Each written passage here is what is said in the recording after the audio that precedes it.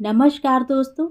कहानियों की श्रृंखला में आज सुनेंगे उर्मिला शिरीष जी की कहानी बांधो ना नाव इस ठाव बंधु। लेकिन उससे पहले मेरा आपसे विनम्र अनुरोध है कि अगर मेरे द्वारा सुनाई हुई कहानियाँ आपको अच्छी लगती हैं तो मेरे चैनल को सब्सक्राइब ज़रूर करें, लाइक करें और अपने दोस्तों और परिचितों में शेयर भी करें। बेल आइकन दबाना बिल्कुल भी ना भूलें। आज सुनिए बांधो ना नाव इस ठाव बंधु। चादर से ढका शव, शांत चेहरा। कौन कहेगा इस चेहरे की भाव मुद्रा को देखकर कि यह वही चेहरा है जो चीखते वक्त गुस्से से कितना भयानक और कुरूप हो उठता था। तब तो मानना पड़ेगा कि हर व्यक्ति के चेहरे में किसी न किसी जानवर का अक्स छुपा होता है।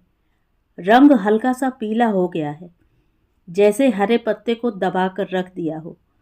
दवाइयों के असर से नीले पड़े होंठ, जो कि दांत न होने की वजह से अंदर धंसे हुए हैं। पलकें स्वच्छ फैली हुई, देखकर प्रतीत होता है मानो कोई बच्चा गहरी नींद में सोया हुआ है, निर्विकार, शीशे की तरह स्वच्छ। विश्वास ही नहीं होता कि वे मर चुके हैं। लगता है अभी जाग कर हाथ उठाकर बैठने का इशारा करेंगे या पुकारेंगे, पुष्पा चाय लाओ, पानी दो, क्या कर रही हो वहां? यहाँ पर बैठो। जानबूझकर अनसुना करते हो तुम लोग, बहाने बनाते हो। मगर नहीं, इस देह में स्पंदन नहीं है। यह प्राण विहीन देह है। यही तो है मृत्यु से साक्षात्कार, जो दिखाई नहीं दी, दबे पांव आई थी। कल इसी वक्त बात कर रहे थे, अस्फुट शब्दों में ना जाने कितने नाम पुकार रहे थे। कौन से दृश्य उनके सामने आ जा रहे थे। सुबह से पेपर खोलकर रखा था, चश्मा खुला रखा था, ऑक्सीजन की नली निकालकर बात किया करते थे, पेपर पढ़ लिया करते थे। संसार में क्या चल रहा है यह जानना उनके लिए जरूरी होता था। लगातार हर विषय पर घंटों बोलने वाले पापा अंतिम समय में बोलने के लिए छटपटाए थे। पता नहीं और क्या क्या कहना चाहते थे, क्या क्या बात करना चाहते थे। कितनी बातों का रहस्य, कितनी बातों का दर्द और किन किन लोगों से मिलने की अधूरी ख्वाहिश की वेदना लेकर चले गए। वे अंतिम क्षण, जब उसके देखते देखते आत्मा शरीर को छोड़ रही थी, कुछ क्षण या क्षणों का भी हिस्सा, जब उनकी गर्दन कटी शाख की तरह एक तरफ लुढ़क गई थी। क्या यही है मेरे पापा? उनकी मृतदेह को हल्के हल्के सहलाते हुए सोच रहा था वह।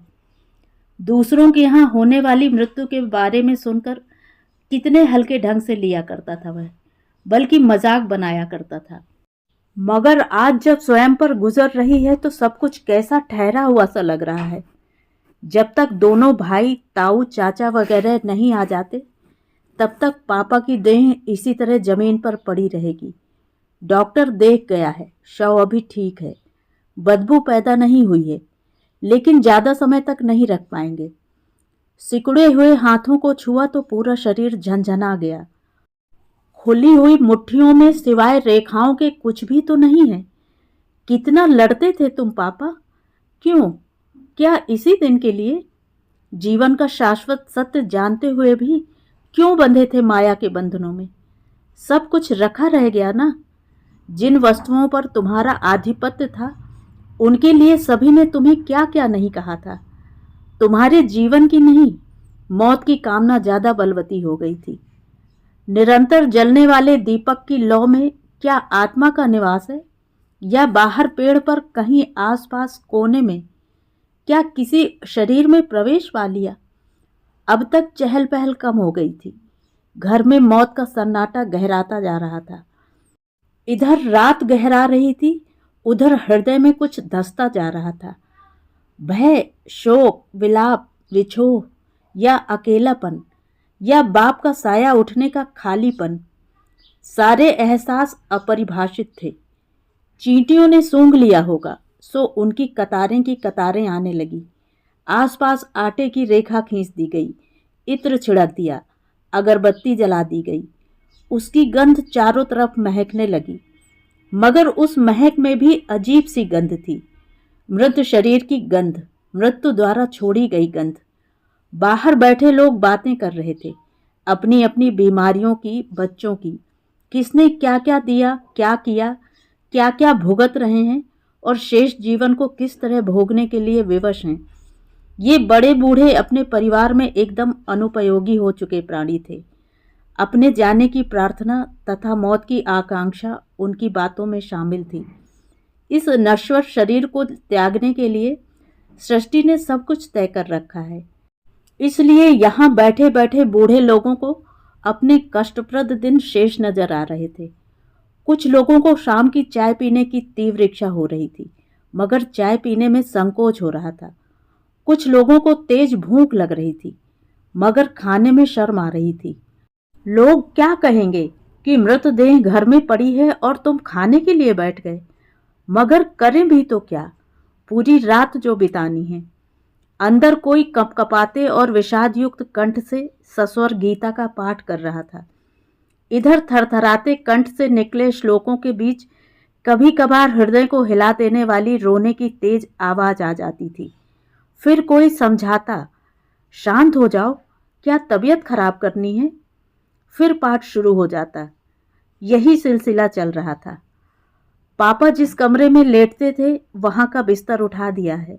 बिस्तर, कपड़े, पत्र पत्रिकाएं, बहुत सारी पुरानी किताबें, डायरी और भी तमाम चीजें बांध कर रख दी गई हैं। चूना, सुपारी और पान की डिबिया नीचे पड़ी थी। आते ही पूछते, क्यों मेरा चूना लाए, कत्था नहीं लाए? मेरी चीजों को याद क्यों रखोगे? सब अपने अपने कामों में लगे रहते हो। थोड़ा वक्त दे दिया करो मुझे। जिंदगी पड़ी है कमाने के लिए। इन दीवारों में कैद हो गया हूं मैं। मुक्त करो मुझे, ले चलो कहीं। अपने जन्म स्थान जाने को मन व्याकुल रहता है, मगर किसी को फुर्सत है कहाँ? क्या करोगे वहां जाकर? अब कौन है वहां आपका? सारा कुटुंब है। वे कई जगहों के नाम बताते, पर सारी जगहों पर जाने की यात्रा किसी न किसी परेशानी के कारण कैंसिल हो जाती थी और वे हर रोज की तरह पलंग पर बैठे बैठे दुनिया के बारे में सोचते रहते थे या किसी न किसी के साथ उनकी बहस छिड़ी रहती थी। सेवानिवृत्त के बाद उन्होंने अपना सब कुछ प्रिय बेटों के बीच बांट दिया था, ये सोचकर कि उन्हीं के साथ स्वयं को जोड़कर काम करते रहेंगे। बेटे बाहर का काम देखेंगे, वे अंदर की व्यवस्था संभाल लेंगे। लेकिन कुछ समय बाद ही उन्होंने महसूस किया कि वे वहां कहीं नहीं हैं। उनका काम करने का ढंग किसी को पसंद नहीं आता था। उन जगहों पर वे नहीं जा सकते थे जो कभी उन्होंने खरीदी थी। उन चीजों को वो नहीं छू सकते थे जिनको उन्होंने स्वयं बनाया था। हर बात में तनातनी, हर बात में बहस, बेइंतहा तनाव। सो एक बार फिर उन्हें अलग होना पड़ा था। शेष जीवन को चलाए रखने की मजबूरी थी, चिंता थी। शरीर स्वस्थ था, दिमाग ताजा और सक्रिय, सोच सकारात्मक थी और जीवन से प्रेम भी था। सो नया काम जमाने की जद्दोजहद में लग गए थे। सब कुछ शुरू से शुरू करना था। क्या करना है यह सब करके? फालतू कैसे बैठूं? वहां हमारे मिलने जुलने वाले जाते तो आपत्ति होती थी। जाति बिरादरी के काम में लगे तो सब कहने लगे, पापा घर लुटा रहे हैं। आखिर करें क्या? अकेले दयनीय दूसरों की दया पर चलें? मांगे उनसे कि जो मेरा है वही दे दो। वे दुख और पछतावे से कलप उठते। कुछ नहीं कर पाओगे। आराम से बैठकर पढ़ते लिखते, सुकून की रोटी खाते। फिर भी वे लगे रहे थे।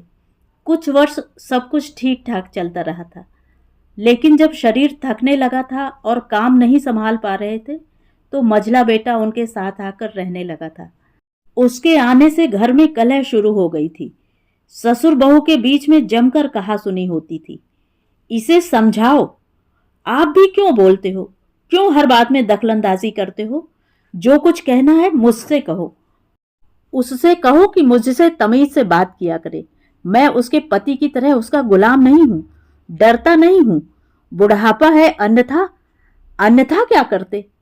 बेटे का ताव देखकर वे खामोश हो जाते। उनकी नसें तड़कने लगती, खून खौलने लगता। इतना अपमान, वो ताकत अब शरीर में नहीं रही थी जिसके बल पर वे दहाड़ा करते थे। मन ही मन गहरी वेदना में डूब जाते, उदास हो जाते, मन फड़फड़ा उठता। ऐसे बच्चे निकलेंगे सोचा ना था। जब उनकी तबीयत ज्यादा खराब हो जाती तो रात रात भर कराहते, जागते और तड़पते, सांस खींचने के लिए संघर्ष करते। सारा घर दहल जाता। बेटा अर्ध निद्रा में बैठा पीठ थपथपाता, सिर की मालिश करता, फिर भी उनकी शिकायतों का पुलिंदा कम ना होता था। बैठे बैठे चैन नहीं पड़ता आपको। क्या चाहिए आखिर? क्यों चैन नहीं लेने देते हो? मार दूं उसे? भगा दूं या मैं चला जाऊं? रात दिन कलह, रात दिन शिकायतें। बेटा चिल्लाता, मैं मर जाऊंगा तब शांति से रहना। क्या करते हो सिवा अपने कामों के? तो क्या आपकी वजह से काम छोड़ दूं? 4 साल से सिवा आपकी सेवा के किया ही क्या? वाह बेटे, यह भी बता दो कि 4 साल में कितनी रोटियां खिलाई हैं। बेटा झुंझलाकर बाल नोचने लगता। मैं बाहर नहीं जाऊंगा तो बच्चों को क्या खिलाऊंगा? आप तो देते नहीं एक पैसा निकाल कर। क्या साथ में लेकर जाओगे? और क्या लेना चाहते हो? सब कुछ तो दे दिया था। जो है वह भी दे दें, ताकि मेरे मरने पर अंतिम क्रिया के लिए पैसा तक न बचे। तुम लोगों का क्या भरोसा? उसी समय लड़ने बैठ जाओ या हिसाब करने लगो कि कौन लकड़ियां लाएगा, कौन बांस। बस इतना ही पैसा है मेरे पास कि मेरी अंतिम क्रिया आराम से हो जाएगी। और ये मकान, उसका क्या करोगे? मेरे जीते जी नहीं बिकेगा। कौन बकवास करे आपके साथ? रखे रहो, सिर पर लाद कर ले जाना। इस उम्र में आदमी भजन पूजन करता है, शांति से बैठता है, और ये देखो तो कान लगाए बैठे रहते हैं। ना जाने क्या चाहते हैं। वास्तव में क्या चाहिए था उन्हें? भरा पूरा परिवार था, कमाने वाले पुत्र, अपने परिवार में सुखी जीवन बिताने वाली पुत्रियां, नाती पोते। फिर भी कहीं कोई अभाव था, अभिप्साएं थी जो उन्हें बेचैन रखती थी। ऊपर से तो सब कुछ परिपूर्ण भरा पूरा दिखाई देता था, पर अंदर से कोई सुरंग थी। जीवन के अंतिम छोर पर बहुत सारी स्मृतियों के साथ रिश्ते जुड़े थे। वे अनदेखे रिश्ते थे। वे जाने पहचाने चेहरे उन्हें पुकारते थे, खींचते थे। अपने मन की इस दबी छुपी चाह को, वेदना को बताते हुए डरते भी थे, सकुचाते थे। खाट पर पड़ा मरणासन्न इंसान असमर्थ था, फिर भी बड़े बेटे से उनका मन मिला हुआ था। दुनिया जहान की बातें, शिकायतें और इच्छाएं वे उसी के साथ बांटते थे। सो इस प्रसंग को भी बताने के लिए छटपटा रहे थे। मन के किसी कोने में उसको लेकर विश्वास की डोर बंधी थी। मेरा एक काम करोगे? जैसे ही वह बात शुरू करते, पत्नी आकर बैठ जाती। तुम अपना काम करो, हम अकेले में कुछ बात करना चाहते हैं। पत्नी आशंका से देखती, कोई कागज तो नहीं है, वसीयत तो नहीं लिखी जा रही है, किसी प्रकार की लिखा पढ़ी तो नहीं की जा रही है, वरना मेरे पास क्या रहेगा जीवन बिताने के लिए? इनका क्या, ये तो तब चले या अब चले, बिना पैसों के कौन पूछेगा? पप्पू, क्या तुम मुझे ले जा सकते हो? कहाँ? कैसे? मैं तो ले चलूं, पर आपकी हालत। एक बार मैं उससे मिलना चाहता हूँ, भरोसा दिलाना चाहता हूँ। ऐसा न हो कि अंतिम समय में वह सड़क पर अकेले में मरी पड़ी रहे, कोई कंधा देने वाला न हो। कितने साल हो गए उसको देखे हुए। वे उंगलियों पर गिनने लगे, 1 2 3। जब से बिस्तर पर हूं, आने जाने में अशक्त हो गया, चिट्ठी भी तो नहीं लिख सकता। पापा, तुम भी क्या बुढ़ापे में ये सब झमेले पालकर बैठे हो? माँ को पता चलेगा तो? इतने वर्षों से सेवा तो वही कर रही हैं। 40 साल से जो तुम्हारे साथ हैं, उसके न हो सके तुम, फिर जीवन के आखिरी समय में अपनी बेइज्जती करवाना चाहते हो। धोखेबाज माने जाओगे, सब गालियां देंगे, थूकेंगे। बेटा तैश में आकर बोला, पहले मेरी बात पूरी तरह से सुनो। वो तो कब से मेरे मरने की राह देख रही है, क्या क्या नहीं सुनाती, इसलिए उसकी परवाह नहीं। रही तुम्हारी बात, तो तुम्हारे पास वक्त है अपने बाप के लिए। वकालत मत करो कि मैं किसका पति हूं, किसका बाप हूं। सिर्फ मुझे देखो, मुझे, एक आदमी को। नैतिकता के पाठ मत पढ़ाओ मुझे। मेरे पास वक्त नहीं है। उसकी जिंदगी का कुछ ना कुछ इंतजाम तो मुझे करना ही होगा। वे एकाएक उत्तेजित हो उठे, सांस फूलने लगी, निढाल से बैठ गए सीना पकड़कर। लगा अंतिम क्षण रह गए हैं। हाँ बोलो। उसका दिल धड़कने लगा। पता नहीं कौन सा रहस्य खोलने वाले हैं। पानी लाने के बहाने अंदर गया, यह देखने के लिए कि कहीं माँ तो दरवाजे के पास नहीं खड़ी हैं। किवाड़ अटका दो, उन्होंने संकेत किया। फिर सिरहाने से कॉपी निकालकर बोले, ये जो कविताएं लिखता रहा हूं उनमें छुपे भावों को समझा है? वह भाव, वह वेदना किसने दी, कहां से आई? उसने दिया था जीवन जीने का सहारा, आशा का आलोक। जब से नौकरी में यहां वहां मारा मारा फिरता था, तब मेरे मकानों की रखवाली किसने की? उसने। मैं एक एक पैसा जोड़कर लाता था, उसके पास रख देता था। जानते हो किस लिए? मकान बनवाने के लिए। मैं काम लगवाकर चला जाता था और वह देखती थी। जैसे चिड़िया अपना घोंसला बनाती है, वैसे ही हम दोनों ने मिलकर बनाया था उन मकानों को। उससे वादा किया था कि जिंदगी के आखिरी समय में यहीं आकर रहूंगा उन्हीं मकानों में, मगर तुम लोगों की वजह से यहां वहां रहना पड़ा, लौटकर जा ही नहीं सका। वे रुके, जोर जोर से सांसें खींची, थोड़ा सा विश्राम किया मौन रहकर। उसके मन में कौतूहल जाग उठा आगे की बात सुनने के लिए, सो बीच में टोका नहीं। कहानी अविराम जारी रही। बचपन में छोटी उम्र में ही विधवा हो गई थी वह। कुछ समय तो माँ बाप के साथ रही, फिर भाई के पास। सीधी सादी औरत, भाई महामक्कार, भौजाई दुष्ट। माँ बाप भाग्य को कोसकर गालियां देते और भौजाई नौकरानी की तरह काम करवाती। अपने घर में पीछे से सब कुछ दिखाई देता था, सुनाई देता था। एक एक दिन की पीड़ा को देखता था मैं। उस पर हो रहे अत्याचारों को देखकर मेरा मन घबराता था, क्षोभ से भर जाता था। एक दो बार उन लोगों को डांटा, समझाया, मगर होना क्या था? वे फिर चुप हो गए। खांसी का दौरा शुरू हो गया था, सांस फिर तेज चलने लगी थी। उनकी सारी ऊर्जा खत्म हो जाती है इस तरह के दौरे पड़ने से। एकदम पस्त हो गए। वह पीठ थपथपाने लगा, सिर की मालिश करने लगा। मन उनकी बातों में अटका हुआ था, सो जिज्ञासा का भाव मन को अधीर कर उठा। फिर क्या हुआ? सो पूछ ही लिया। भाई पुलिस में भर्ती हो गया था। उसके जाने के बाद स्थिति और भी बदतर हो गई।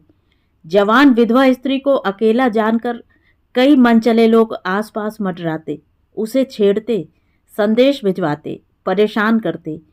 उसका रूप और यौवन ऐसा कि आंखें चौंधी आ जाएं।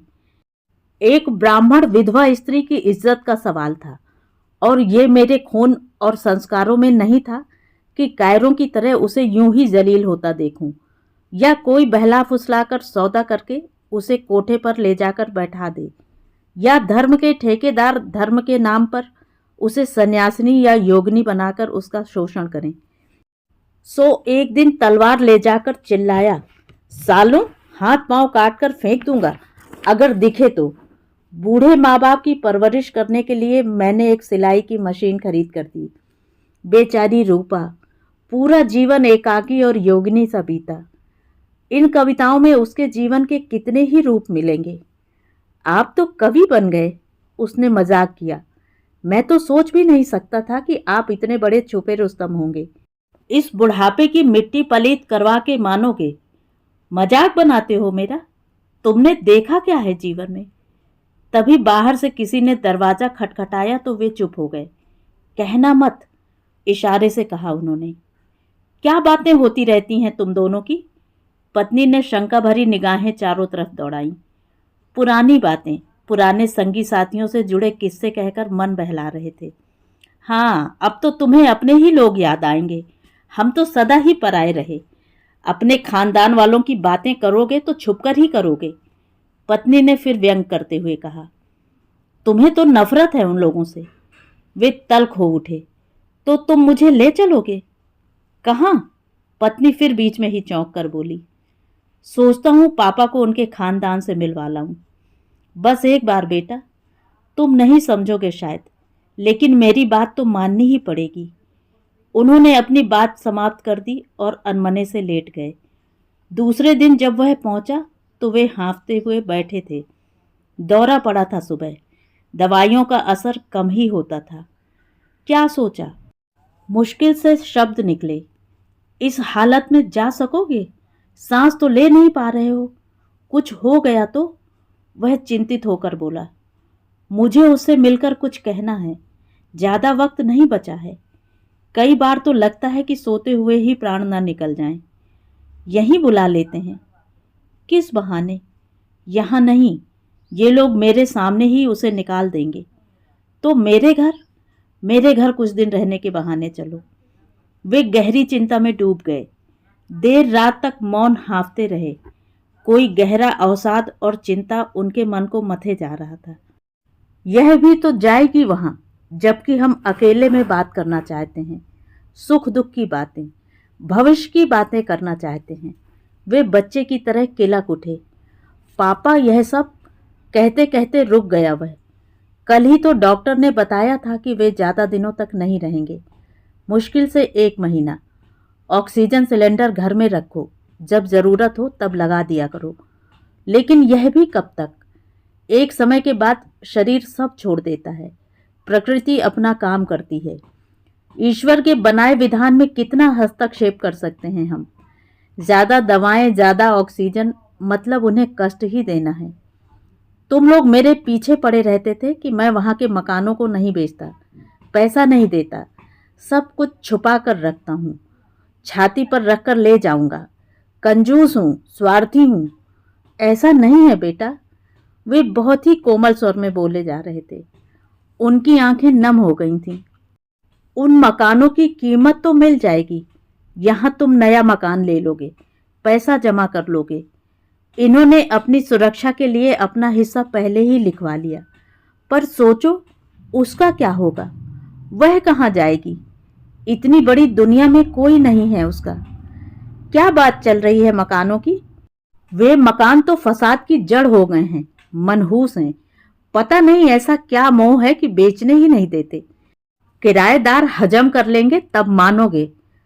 पत्नी ने मकान का नाम सुनते ही बड़बड़ाना शुरू कर दिया। हजारों रुपए किराए में चले गए, मगर इनका दिल नहीं पिघला। तुम क्यों पीछे पड़ी हो? उनकी इच्छा नहीं है तब? वह झुंझला कर बोला। अपनी ही चीज अपनी नहीं रहेगी तब क्या कर लोगे? कौन ले लेगा? तुम जाओ यहां से, उठो। उनका चेहरा गुस्से से विकराल हो उठा। उसे लगा कहीं विवाद इतना न बढ़ जाए कि पापा सहन न कर सकें। इन माँ बेटों को मकान और पैसों के अलावा कुछ नहीं सूझता। इनकी एक ही जिद है कि किसी तरह मकान बिके। रात दिन ताने मारते हैं, टॉर्चर करते हैं, टॉर्चर। वे चिल्लाकर बोले। वह बड़बड़ाती हुई माँ को अंदर ले गया, समझाने की कोशिश करने लगा। अभी कुछ मत बोलो, देखती नहीं उनकी हालत, बहुत कम दिनों के मेहमान हैं।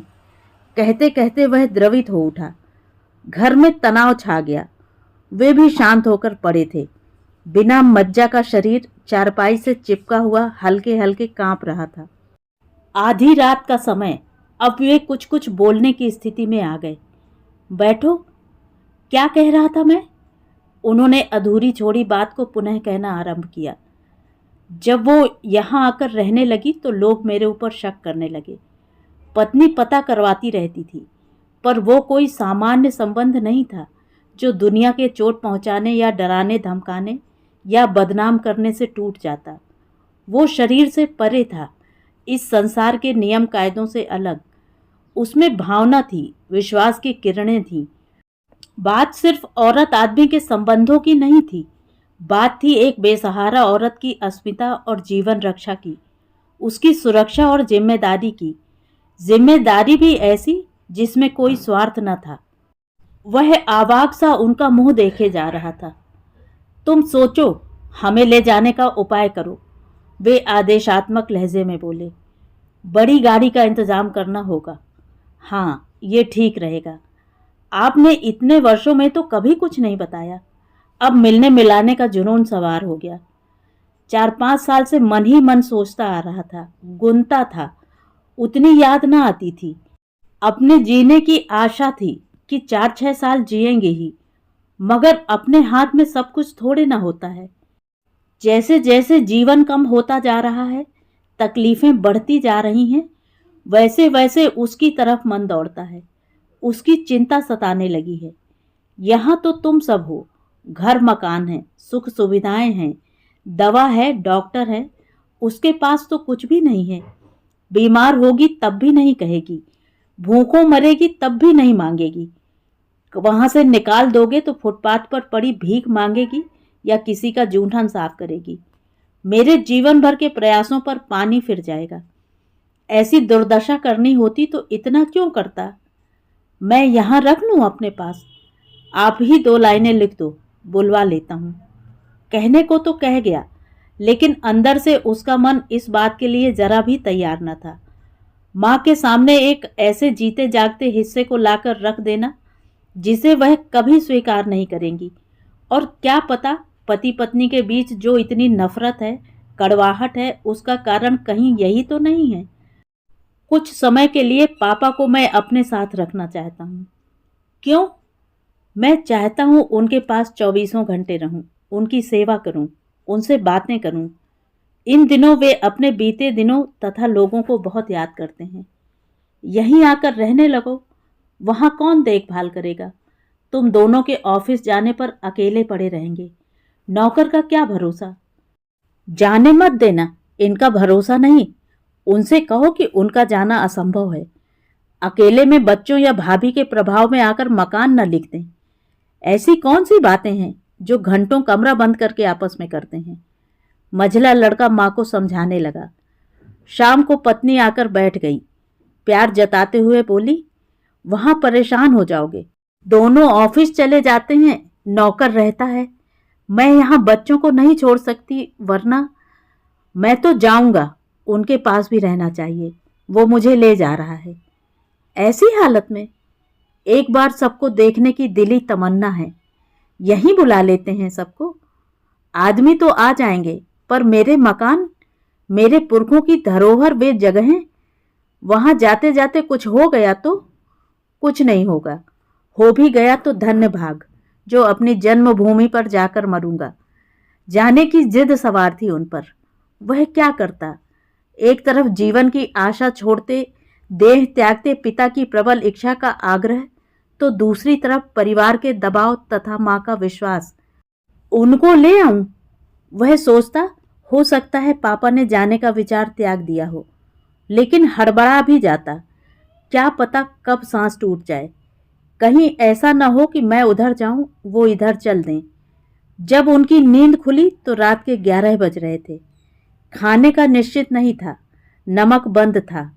थोड़े से बिस्कुट या फल खा लेते थे। पत्नी तथा अन्य सदस्य पिक्चर देख रहे थे और वह उनके करीब बैठा था। गए नहीं? यहीं रुकोगे क्या? बोल कर तो आए हो। मन घबराता है, प्राण अटके पड़े हैं। मैं हूं ना, नसों से भरे हाथों को सहलाते हुए बोला वह। तुम्हारे अलावा एक वही थी जो मुझे समझती थी, मेरे संघर्ष को, मेरी तकलीफों को। कभी ताना नहीं मारा कि मेरे जीवन का फैसला करने वाले तुम कौन होते हो। कभी कुछ नहीं चाहा, जो दिया उसी में खुश। उसके चेहरे की लुनाई व सौम्यता अनोखी थी। बाल इतने लंबे की, पर किस्मत। वे अत्यधिक भावुक होकर सुना रहे थे, जैसे कोई अंतरंग मित्र अपने मित्र को प्रेम कहानी सुनाता है। उसकी जिंदगी को बचाने का, उम्र भर इज्जत के साथ रखने का वचन लिया था मैंने। जब तक वह जिंदा है तब तक मकान मत बेचना, न उसको वहां से निकालना। ये लोग उस पर केस दायर करने की धमकी दे रहे हैं। वे याचना सी करने लगे। हाँ पापा, ऐसा ही करूंगा। बस एक बार तुम्हारे सामने उसको भरोसा दिलाना चाहता हूँ।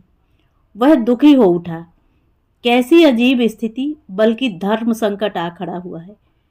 अभी सपने में दिखी थी वही वर्षों पुराना चेहरा, जब मैं जाता था और वो सामने आकर खड़ी हो जाती थी। ख्यालों से जाती ही नहीं है, बुला रही है या तकलीफ में है। वे उद्विग्न हो उठे। बस चलता तो उठकर चले जाते। सब कुछ गुपचुप चल रहा था। फिर भी इन वार्ताओं तथा मंत्रणाओं का असर घर के वातावरण में घुल गया था। सब संशय में डूबे थे, नाराज थे। पत्नी अपमान और गुस्से से भरी थी कि ऐसी कौन सी बात है जिसकी हिस्सेदार वह नहीं है। उस दिन उनकी तबीयत कुछ ठीक थी, इसलिए उनको ले जाने की व्यवस्था की गई। वे बेहद खुश थे, आत्मविभोर थे, नए कपड़े पहने थे, नई चप्पलें शेव बनवा ली थी, पूरा बदन पुछवाया था, बालों में तेल लगवाया था।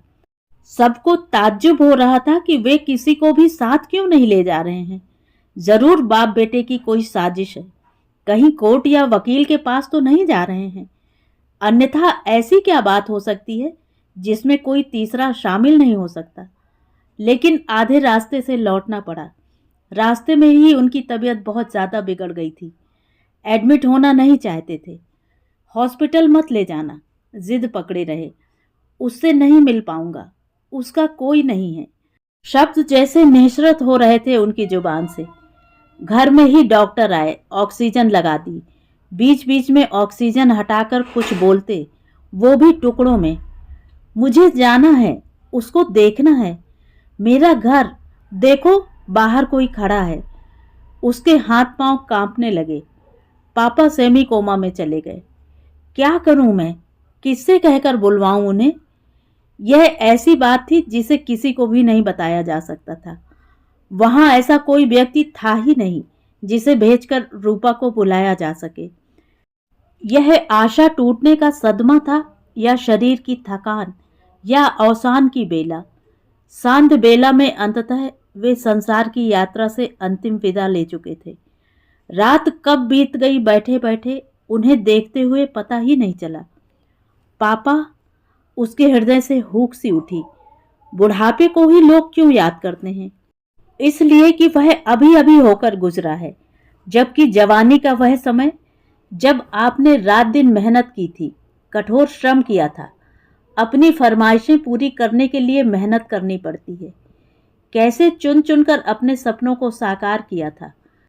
दुर्भाग्य कि किसी ने याद नहीं किया उन बातों को।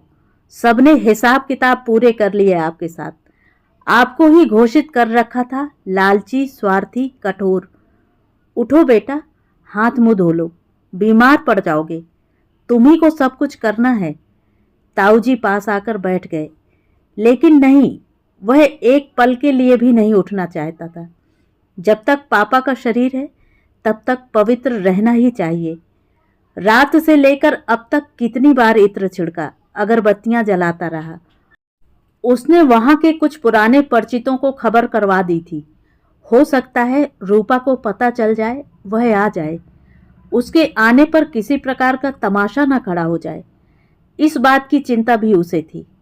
मां को कौन समझाएगा? पर उसकी अंतरात्मा एक ही बात को मान रही थी कि इस समय कोई किसी का बेटा नहीं है, सिर्फ दो हृदय हैं, दो मन, दो आत्माएं, जो कि एक दूसरे के लिए जीती रहीं। और यह क्या, दोपहर होते ही अंतिम क्रिया की तैयारी शुरू हो गई। बांस की लकड़ियों से अर्थी बनाई जा रही है। पंडित निरंतर मंत्रोच्चार के बीच विधि विधान से क्रियाएं करवा रहा है। स्नान के बाद नए वस्त्र पहनाए, चंदन का टीका लगाया, फूल मालाएं पहनाई, लेकिन वह हर काम को धीमी गति से कर रहा है। थोड़ा और नहीं रुक सकते? किसका इंतजार करना है? लाश सड़ जाएगी। उनके दोस्त और रिश्तेदार तो आ गए ना, बस अब और नहीं रुक सकते। शव का रंग बदलने लगा है। उसका मन मस्तिष्क सुन्न सा हो गया, प्रतिक्रिया विहीन, आवाज होठों के भीतर फड़फड़ाती सी। अब शव को अर्थी पर रखा जा रहा था। दूर खड़ी गाड़ी तक कंधा देकर ले जाना था। पूरे वातावरण में मंत्रोच्चार और लोगों की सिसकियां सुनाई दे रही थीं। छोटे से मटके में प्रज्वलित अग्नि से उठता हुआ धुआं एक बारीक रेखा बनकर आकाश में अदृश्य होता जा रहा था। शून्य में फिर एक चेहरा आकर झिलमिलाने लगा। श्वेत केश राशि, गोरा झुर्रियों वाला चेहरा, उदासी की लकीरें खिंची हैं माथे पर, आंखों में वीरानगी का भाव। रूपा! शमशान घाट पर लोगों के बीच वह एकदम तटस्थ भाव से जुट गया। एक लकड़ी, दो लकड़ी, फिर लकड़ियों के बीच पापा की निर्जीव देह दहक गई। परिक्रमाएं मुखाग्नि, फिर चटकती हुई लकड़ियों के बीच अग्नि में समाते पापा। आह! कब से रुका बांध फूट पड़ा। लोगों ने आकर उसे थाम लिया। नहीं, बहुत हिम्मत दिखाई तुमने। जाने का समय आया तो चले गए। मृत्यु पर किसी का वश नहीं होता। कितने कष्ट थे, उन कष्टों के बीच जीने से अच्छा यह मुक्ति है। भरा पूरा जीवन जी कर गए हैं, कोई इच्छा शेष न थी। इस देह का क्या, पंचभूतों में विलीन होना यह उसकी नियति है। सांत्वना के शब्द उसके आंसुओं को सुखा देते हैं, मगर मन को कोई बहुत तेजी से झकझोर रहा है, पुकार रहा है, खींच रहा है। चिता की लपटें जब तक शांत हुई तो सूर्यास्त हो चुका था। लोग जा चुके थे, सिर्फ परिवार के लोग बचे थे। बाहर से आए लोग रात में ही निकल जाना चाहते थे ताकि ऑफिस या अपनी ड्यूटी ज्वाइन कर सकें। घर के बाहर दूर तक झाड़ू लगा दी गई थी और घर को खूब अच्छे से धो दिया गया था।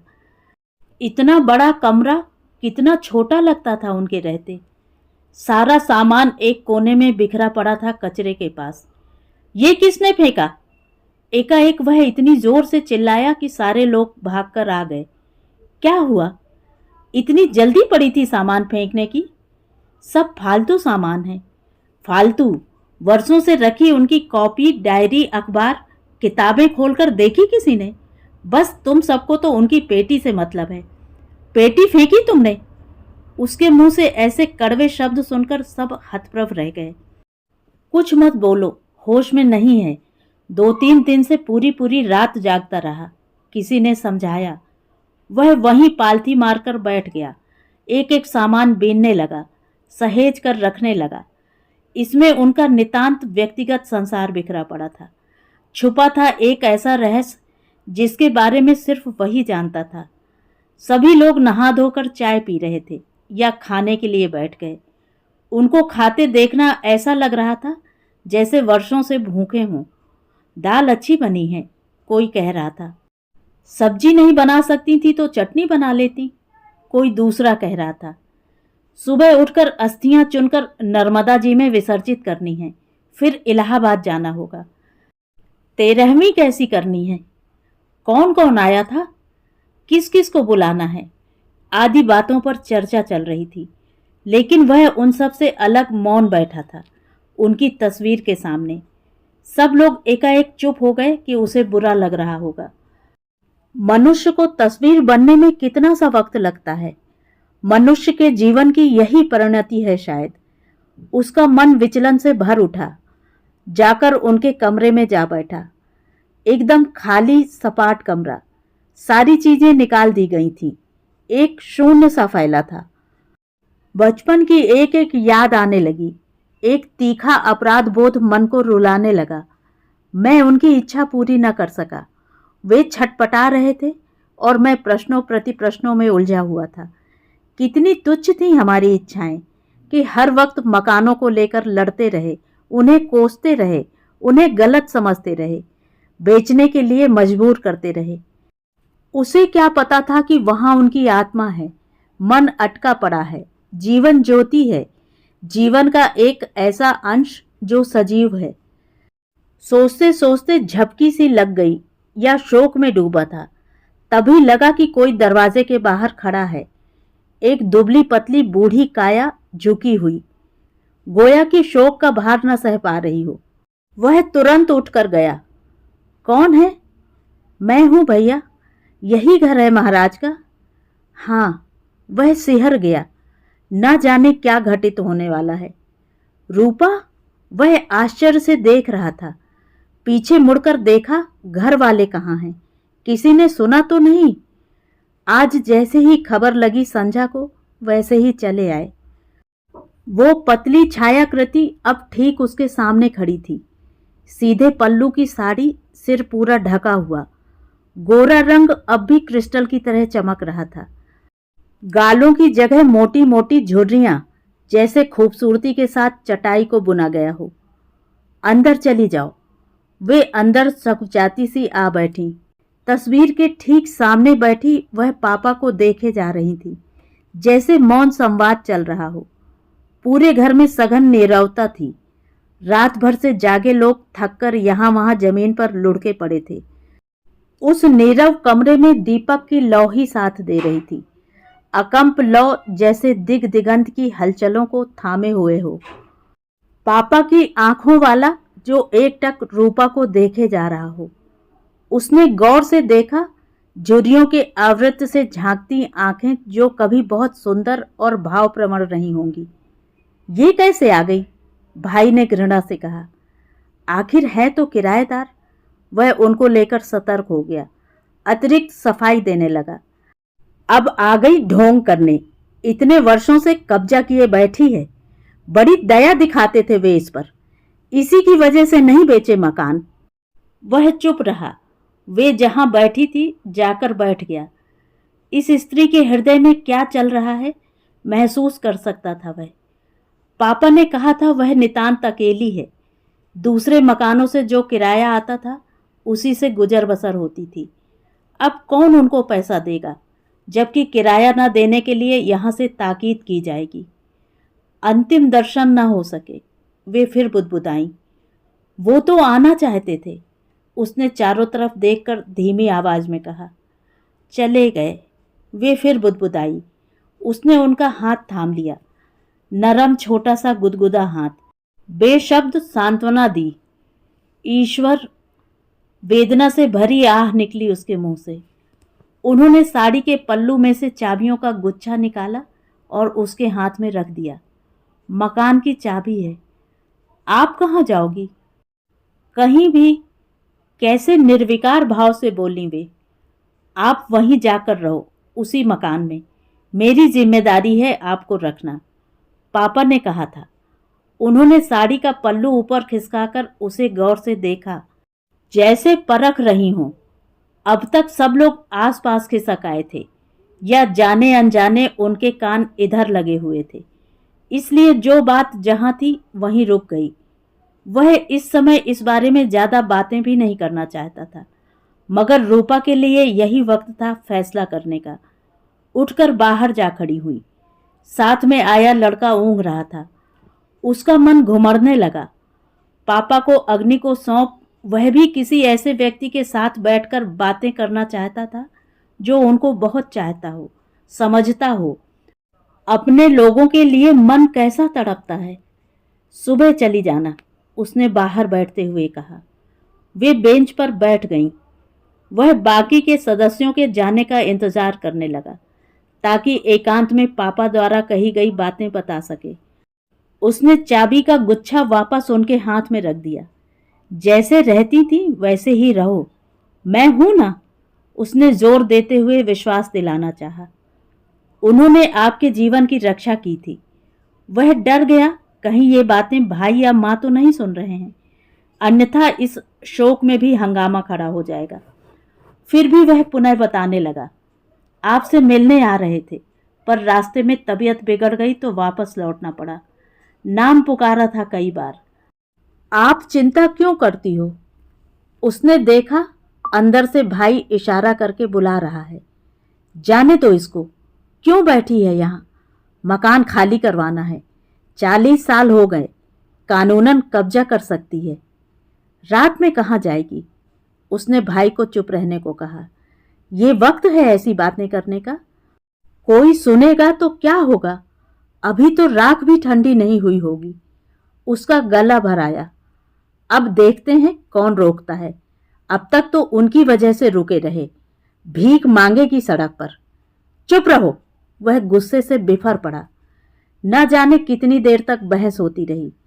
सबको लग रहा था वह पिता के गम में एबनॉर्मल सा हो गया है, इसलिए कुछ भी बोले जा रहा है।